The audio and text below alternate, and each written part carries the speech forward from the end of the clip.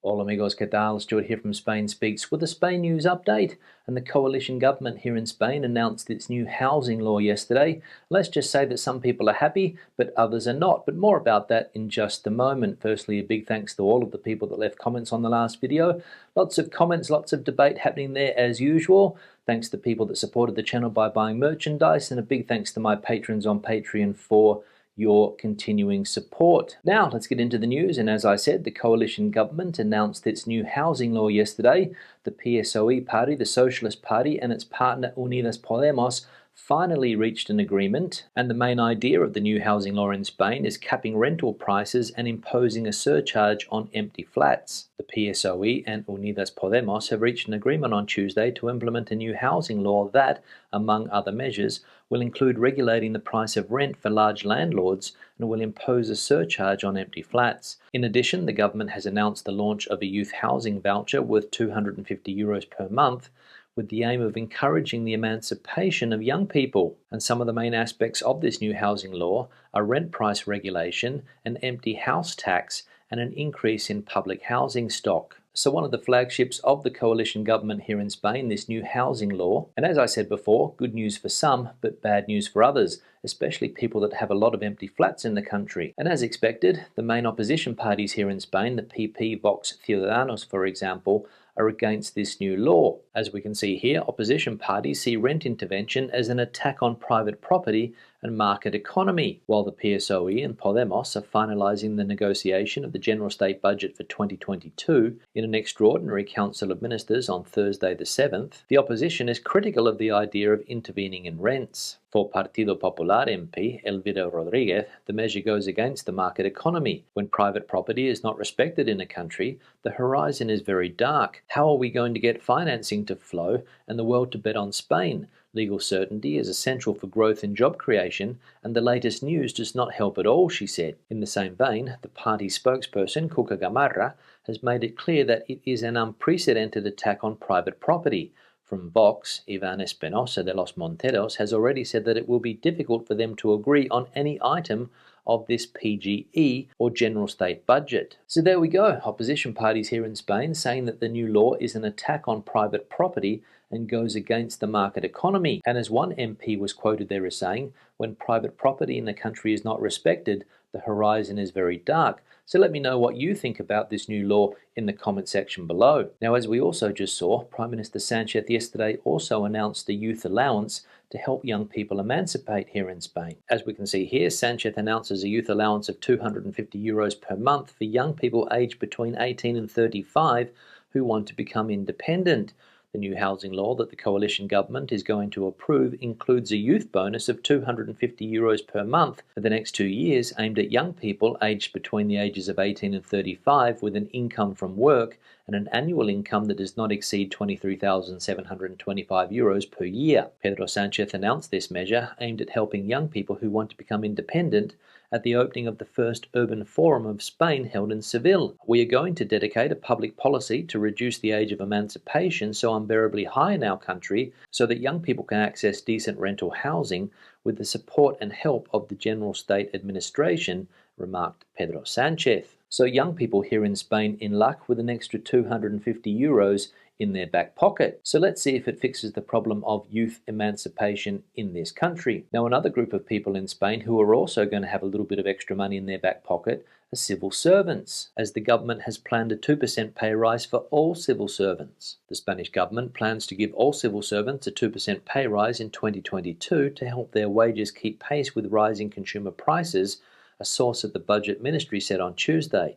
The pay increase will have to be ratified by the full cabinet and then by Parliament before the end of this year as part of next year's government budget bill. Flash data from Statistics Institute INE last week showed the 12-month inflation rate hitting a 13-year high of 4%. The government says the rises in prices is transitory, but the Bank of Spain has warned of second-round effects, such as wage hikes, that could make inflation persist. Spain's minimum wage was raised by 1.6% in September, and the government plans further increases for 2022. So finally, some good news for civil servants here in Spain, a 2% wage increase, and hopefully that makes up for the bad news that they had the other day, that they can only work from home 1 day a week. Now, the volcano on the island of La Palma continues to erupt, and experts have warned that the end of the eruption does not seem near. The volcano in eruption at Cumbre Vieja, La Palma, is still active after 17 days, and the population of the nearby municipalities is trying to accept as normally as possible the behavior of this volcano,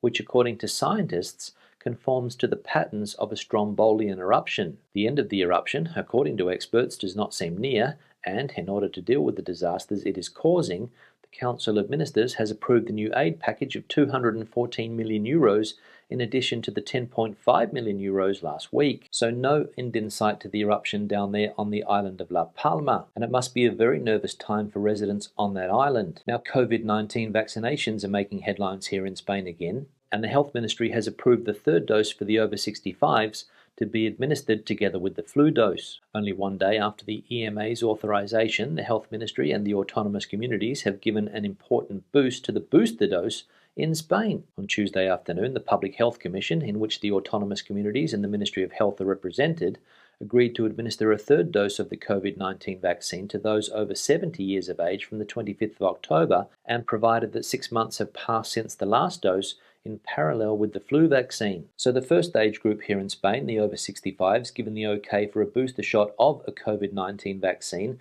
and I think it's only a question of time before other age groups are also given the opportunity for a booster shot. So we'll keep an eye on that. Now let's have a look at a summary of the health data in Spain. We can see that the accumulated incidence rate is now down to 52. There are still 2,509 people hospitalised around the country with COVID, and there are still 604 COVID patients in ICU. Now there was some big news for animals here in Spain yesterday, and it is that they will no longer be classified as things. As we can see here, Congress approves end of animals status as things. The Congressional Justice Committee, with full legislative competence, has approved the bill to amend the Civil Code, the Mortgage Law, and the Civil Procedure Law on the legal regime of animals so that they are no longer considered things or property. The approval of the bill, which will continue its parliamentary processing in the Senate, will no longer allow animals to be considered as assets susceptible of forming part of inheritances, seizures, or divorce settlements, especially in the case of pets. So some big news there for both pets and pet owners here in Spain.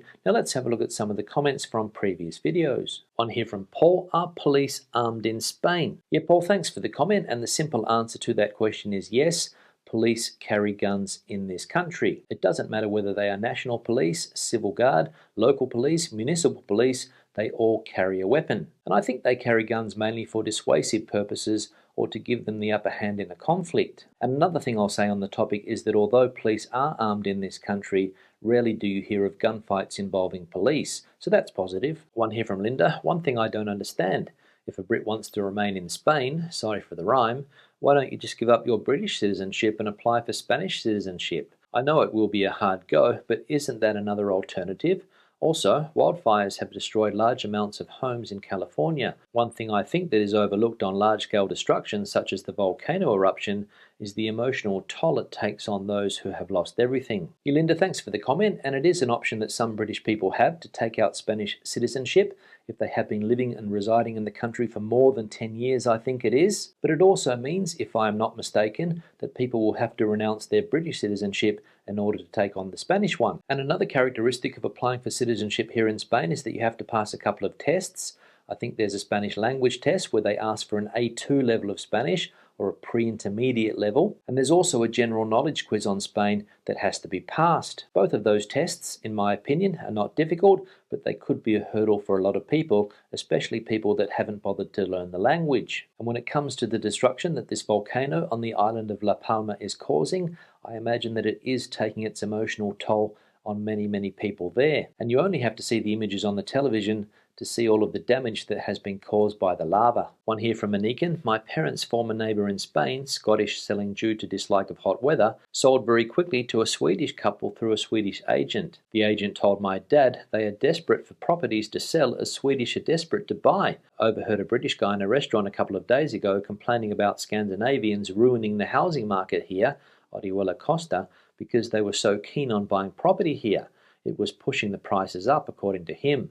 So if Brits are leaving in droves, it sounds like Scandinavians are arriving in droves. Unique, and thanks for the comment, and that's something that's been said by a lot of people in the comment section recently. If Brits are packing up and getting out of Spain, there are plenty of people waiting to take their place. Swedes, as you mentioned there, Norwegians, Danes, Finnish. I'm sure there are plenty of people waiting to get their hands on property on the coast here in Spain. Because, as we all know, people from those countries are looking for a nice sunny destination to spend the winter. One here from Bias Hacker. I do not understand why bosses and companies hate people working from home. I guess they need to get everyone back to the plantation where people are miserable. Yeah, Bias Hacker, thanks for the comment. I also don't understand why a lot of bosses don't like people working from home the majority of the time. Maybe 1 day a week or 2 days a week is okay, but they want to have people in the office the majority of time. And I guess it's got something to do with the old ways of thinking when it comes to managerial practices. I suppose it also has something to do with the fact that companies pay a lot of money for office space, and now there's a new law here in Spain where companies have to pay part of the cost of people working from home. So I guess the numbers just don't add up for a lot of companies. But from what I can gather, after having spoken to a few people about this topic, is that not everyone is unhappy about having to return to the office, because some people like the office environment, they like socializing with other people, and they like getting away from home. So I imagine it's a case of different strokes for different folks as far as home working is concerned. One here from Groovy Donkey. Don't believe what most newspapers, press in the UK say, as a lot of it is just sensationalism and not actually true. Yeah, Groovy Donkey, thanks for the comment, and I don't normally tend to believe what I read in a lot of newspapers that come out of the UK, especially some of the ones that we feature on this channel, the Mail, the Mirror, the Sun, and papers like that, because they do seem to be very sensationalist and very difficult to believe what they print. And I've always wondered, ever since I lived in the UK back in the early 90s, why this type of press is so popular in that country. It was a real eye-opener for me, and I imagine it's just a case of giving the public what they want to read. And finally, one here from Peter. Great video as always, just wanted to lighten the subject. There is an article in the English Mail today that rates Cabrales cheese produced in Asturias as the world's strongest due to the fungus that thrives in the cool, humid chambers. I wonder if I can buy it in the UK. Regards, Pedro. Yeah, Pedro, thanks for the comment, and thanks for lightening up the subject matter by bringing up the topic of Cabrales cheese, one of my favourite cheeses here in Spain, and I had no idea that it was one of the strongest cheeses in the world. As you said in the comment, it is produced in the Asturias region here in Spain, in the north of the country, and it features very heavily in local dishes there. It's a very tasty cheese if you like strong cheeses, and I'm sure that you can find it in some specialist shops there in the UK, so keep an eye out for it. On that note, I'll wrap the video up. Questions and comments, please leave them in the section below. Debate the situation out as you normally do. Give it a thumbs up if you liked it, thumbs down if you didn't. We'll see you in the next one. Hasta luego.